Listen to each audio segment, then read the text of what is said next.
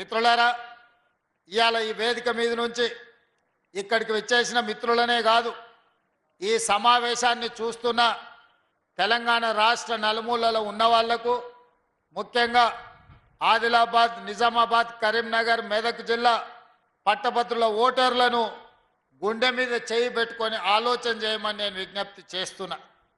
ఇవాళ ఈ ఎన్నికల బరిలో ప్రధానంగా కాంగ్రెస్ పార్టీ నుంచి నరేందర్ రెడ్డి గారు ఉంటే, భారతీయ జనతా పార్టీ నుంచి వారు ఒక అభ్యర్థిని నిలబెట్టిండ్రు.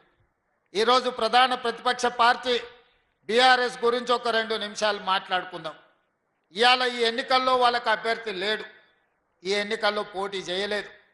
కానీ హరీష్ రావు గారు, కేటీఆర్ గారు, టీఆర్ఎస్ నాయకులు కాంగ్రెస్ పార్టీని ఓడించండి, కాంగ్రెస్ పార్టీని మీరు ఎట్లనన్నా చేసి కింద పడేయండి అని వాళ్ళు విజ్ఞప్తి చేస్తున్నారు. మరి నేను ఈ వేదిక మీద నుంచి పట్టభద్రులను అడుగుతున్నా, బీఆర్ఎస్ వాళ్ళు మమ్మల్ని ఓడగొట్టమని చెప్తున్నారు. మంచిదే, మీ కోపం, మీ పగ ఈ పట్టభద్రులు అర్థం చేసుకుంటారు. కానీ మీరు ఎవరిని గెలిపించమని చెప్తున్నారని నేను అడుగుతున్నా. మీ అభ్యర్థి ఎవరు? మీ అభిమానులు కానీ, మీ పార్టీ నాయకులు కానీ ఎవరికి ఓటేస్తారు? ఇదే మెదక్ జిల్లాలో హరీష్ రావు గారు ఓటరు, చంద్రశేఖరరావు గారు ఓటరు, కేటీఆర్ గారు ఓటరు, కవిత గారు ఓటరు. వీళ్ళందరూ చదువుకున్నోళ్ళే, వీళ్ళందరూ పట్టభద్రులే. రేపు పోలింగ్ బూత్కి వెళ్ళి వీళ్ళు ఎవరికి ఓటేస్తారని నేను అడుగుతున్నా. ఇవాళ పట్టభద్రులకు వీళ్ళు సమాధానం చెప్పాల్సిన అవసరం లేదా? ప్రజాస్వామ్యంలో ప్రధాన ప్రతిపక్ష పార్టీ ఎన్నికల్లో పోటీ చేయకుండా ఈరోజు కాంగ్రెస్ పార్టీని ఓడగొట్టండి అని అడుగుతున్నారు. దీని మతలబ్ ఏందో తెలంగాణ సమాజం గమనించాలి. ఇవాళ మరి వాళ్ళే, వాళ్ళ పార్టీ నాయకులు, వాళ్ళ బంధువులు కాదు, ఇవాళ సొంతంగా కేసీఆర్ పట్టభద్రుడే, కేటీఆర్ పట్టభద్రుడే, కవిత గారు పట్టభద్రురాలే, హరీష్ రావు గారు కూడా నాకు తెలిసి పట్టభద్రుడే అని నేను అనుకుంటున్నా. మీ 4 ఓట్లు ఎవరికి వేయదలుచుకున్నారు, మీరు ఎవరికి మద్దతు ఇస్తున్నారని చెప్పి నేను ఈ వేదిక మీద నుంచి అడుగుతున్నా. ఇవాళ ఈ రహస్యం ఏంది, ఈ గూడుపుటాని ఏంది, మీరు ఢిల్లీలో చేసిన మంతనాలు ఏంటివి అని చెప్పి ఈరోజు ఈ వేదిక మీద నుంచి అడుగుతున్నా నేను. అదేవిధంగా 2023 డిసెంబర్లో జరిగిన ఎన్నికల్లో మీ అధికారం కోల్పోయారు. 2024 పార్లమెంట్ ఎన్నికల్లో 8 సీట్లలో మీకు డిపాజిట్లు పోతే బీజేపీ వాళ్ళు 8 సీట్లలో గెలిచిండ్రు. మీ డిపాజిట్లు పోతే ఎట్లా, అవే సీట్లలో బీజేపీ వాళ్ళు గెలుస్తారు ఎట్లా? గింత లెక్క మా తెలంగాణ 4 కోట్ల ప్రజలకు అర్థమైతలేదా? ఇవాళ మీరు మీ డిపాజిట్లు ఒడగొట్టుకొని మీ ఓట్లను బీజేపీ వాళ్ళకి వేపించి బీజేపీ వాళ్ళని గెలిపించారు. సరే, మీరు చీకట్లో ఏం మాట్లాడుకున్నారో, మీరు చీకట్లో ఏం అల్లై బల్లై చేసుకున్నారో నేను అడగదలుచుకోలే. మరి బీజేపీ వాళ్ళు గెలిచి ఇవాళ 8 మంది ఎంపీలు గెలిచిండ్రు. ఆదిలాబాద్ నుంచి గెలిచిండ్రు, నిజామాబాద్ నుంచి గెలిచిండ్రు, కరీంనగర్ నుంచి గెలిచిండ్రు, మెదక్లో గెలిచిండ్రు. ఇవాళ 4 ఎంపీలు ఉన్నారు, దాదాపుగా 7 మంది ఎమ్మెల్యేలు ఈ ప్రాంతం నుంచే ఉన్నారు బీజేపీ వాళ్ళకు. మరి మోడీ నుంచి ఏమి తీసుకొచ్చిర్రని నేను అడుగుతున్నా.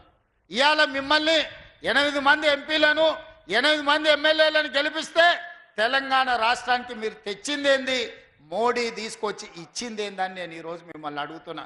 కేవలం మా ఓట్లు కావాలి, మేము ఇచ్చే సీట్లు కావాలి, మీరు ప్రధానమంత్రులు కావాలి, లేకపోతే ఈరోజు మీరు మంత్రులు కావాలి. కానీ మరి తెలంగాణ ప్రజలకు మీరు ఇచ్చేదేంది, మిమ్మల్ని నమ్మేది ఎట్లా అని నేను అడుగుతున్నా. ఇవాళ మళ్ళా ఓట్ల కోసం వచ్చారు పట్టభద్రులలో. ఏం చేస్తారు మీరు? ఏం చేసిండ్రు ఈ 12 ఏళ్ళల్లో? నరేంద్ర మోడీ గారు ప్రధానమంత్రి అయ్యి 11 సంవత్సరాలు దాటి ఇవాళకి 12 సంవత్సరాలు అవుతున్నది.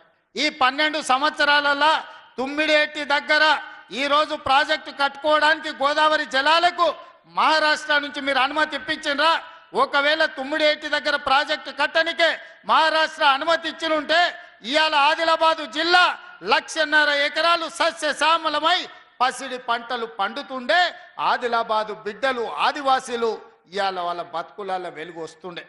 ఇవాళ ఈ ఆదిలాబాదు జిల్లా నేను పిసిసి అధ్యక్షుడిగా బాధ్యత తీసుకున్న తర్వాత మొట్టమొదట ఇంద్రవెల్లిలో సమావేశం పెట్టిన, మీ ఆశీర్వాదం తీసుకున్న, మీ జిల్లాను అభివృద్ధి చెయ్యాలని ఇవాళ మేము పూర్తి స్థాయిలో పనిచేస్తున్నాం. ఈ జిల్లాకు కొత్తగా మంజూరు చేసిన చాలా విషయాలను పెద్దలు ప్రేమ్ సాగర్ రావు గారు ఇప్పటి దగ్గర మీకు అందరికీ చెప్పడం జరిగింది. ఇవాళ ఆదిలాబాద్ జిల్లాను ముందు బాగానే ఉంచాలి, జరిగిన నిర్లక్ష్యాన్ని సరిదిద్దాలని కాంగ్రెస్ పార్టీ ప్రయత్నం చేస్తుంది. మరి మీరు ఏం చేసిండ్రు, మీరు ఏం తీసుకొస్తారని నేను అడుగుతున్నా. అందుకే మిత్రులారా, ఇవాళ మీరు ఆలోచన చేయండి పట్టభద్రులు. నేను ఒక్కటే మాట విజ్ఞప్తి చేస్తున్నా, నేను చెప్పింది నిజమైతే మీరు గుండెల మీద చేసుకొని ఆలోచన చేసి ఇవాళ కాంగ్రెస్ పార్టీకి ఓటేయండి. నేను చెప్పింది అబద్ధమైతే మీ మనసుకు అది అబద్ధం అని తోస్తే మీరు ఎవరికి వేసుకున్న